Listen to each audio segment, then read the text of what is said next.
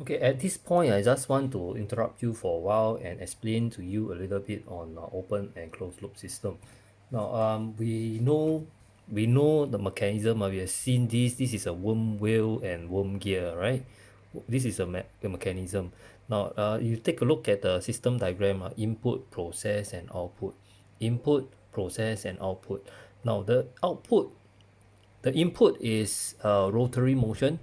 The output is also rotary motion. All right. The output motion is caused entirely by the input motion. Right. The speed, the force. Right. They are all solely dependent on the input. On the input, and then the input doesn't depend on the output. All right. Take a look at this input, process, and output. That's it. There is no feedback. There is no sensing, right? You do not sense the output and then you go and affect the input. All right. How fast my output will turn, how fast my output will turn depend entirely on input. All right. Let's take a look at another one. Okay, how about this?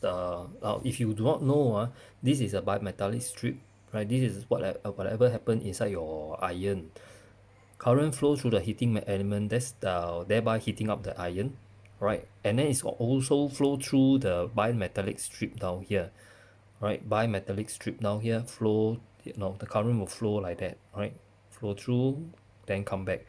Now, as the bimetallic strip get heated up, it bend, right? Bend.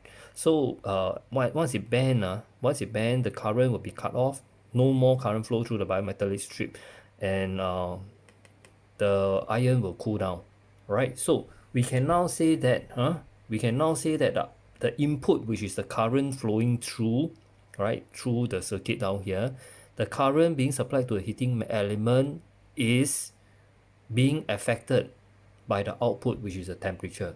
When the temperature increases, right, when the temperature increases so much that the bimetallic strip bend so much, right? It increases enough for the bimetallic strip to bend in such a way that it breaks the circuit. All right. Once it breaks the circuit, what happened? Current get cut off and then it cools down. All right. So if you look at a system diagram, input, process, output, but this time round you have something else called a feedback. All right. Once you have this feedback, right, we'll call it a closed loop system. Now, what is the feedback down here? It is actually the temperature being sensed by the bimetallic strip. Now, bimetallic strip is actually telling you the input down here, telling the input, adjusting the input down here. All right, the sensor is actually adjusting the input. How does it adjust? It cut it off too hot. All right. Now the other example is this. Now aircon. All right. You have it at home. We have it in the com lab, or we also have it in the ideas room, right? All right. You set the temperature. What happens is when you set temperature, you turn it on. The cooling system of the aircon will start to cool the room, right? Now, if it continue to cool and cool, right? It continue to run, your room will become very cold, all right? It will become very cold. But what happened is there is a sensor. There is a sensor down here, right? That sense the temperature, right? When the temperature reaches the desired temperature down here, reaches the desired temperature, you set it, right? Many of you like to set it at 14, 15, right? Don't know why, too cold.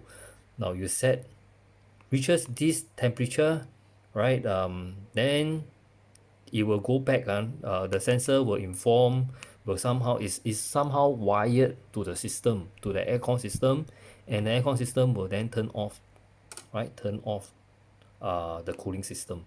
It turn off the cooling system. Doesn't mean the aircon turn off. Cooling system, the compressor down there turn off. Then once the cooling system switches off, the room it will stop cooling the room. After some time, the temperature will increase again, right? The cooling system switches on when the temperature rises again, right? rises above certain temperature, then it will turn on again, right? So this again we call it a closed loop system lah, right? Closed loop system, right? Switches on, cooling system cool the air, so the output will be your low temperature, right? Correct or not? Cold air, low temperature. Now there's a feedback down here. Feedback, the temperature sensor sense the temperature and feedback the temperature to the aircon. Alright, then the aircon will make use of this information to adjust whether you want to turn on or switch off the cooling system. Right, so this is called closed loop system.